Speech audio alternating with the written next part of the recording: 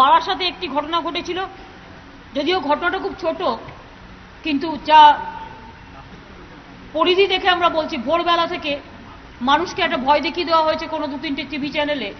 একটা বাসে এর মধ্যে মারছে, যারা করেছে অন্যায় করেছে, নো ডাউট, কিন্তু এছাড়া আর কোনো বড় ঘটনা কোথাও আমরা লক্ষ্য করিনি। ওটা একটা ছোট ঘটনা, সেটাও সঙ্গে সঙ্গে পুলিশ অ্যাকশন নিয়েছে মোকাবিলা।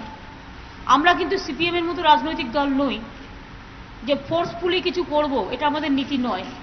তাই আমরা কিন্তু রাজনৈতিক সংঘাতে না গিয়েও রাজনৈতিকভাবে আমরা ইস্যুগুলোর বিরুদ্ধে অনেক দিন বাদে চিন্তা করতে বাধ্য হচ্ছি যে আমরা নতুন করে টেন্ডার প্রসেস রেডি করে আরও কিছু গাড়ি বাজারে নামাবো, পারমিশন দেব, পারমিট দেব, যার একটা আইন থাকবে।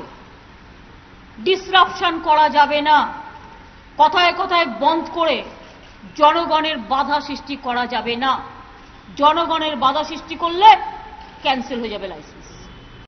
কালকেই আমরা অ্যাপয়েন্টমেন্ট চেয়েছি, যদি মাননীয় রাষ্ট্রপতি সময় পান আমরা কালকেই দিয়ে দেবো, আর যদি সময় না পান সেটা আমরা টাইম করে নেব। আমাদের অলরেডি পার্টি থেকে টাইম চাওয়া হয়েছে, আমরা কালকেই পার্টি, আমরা বলেছি ফ্রাইডে টু ফ্রাইডে, তারপর এটা ডিপেন্ড করছে সময় পাবো কি পাবো না। না পেলেও আমাদের সবাই চলে যাচ্ছে কালকেই রেজিগনেশন দেওয়ার জন্য এবং সাবমিট করার জন্য। ডিসিশন তো হয়ে গেছে রেজিগনেশন সাবমিট করার জন্য, এবং রাষ্ট্রপতিজিকেও যদি অ্যাপয়েন্টমেন্ট পাচ্ছি এটা কালকে দিই।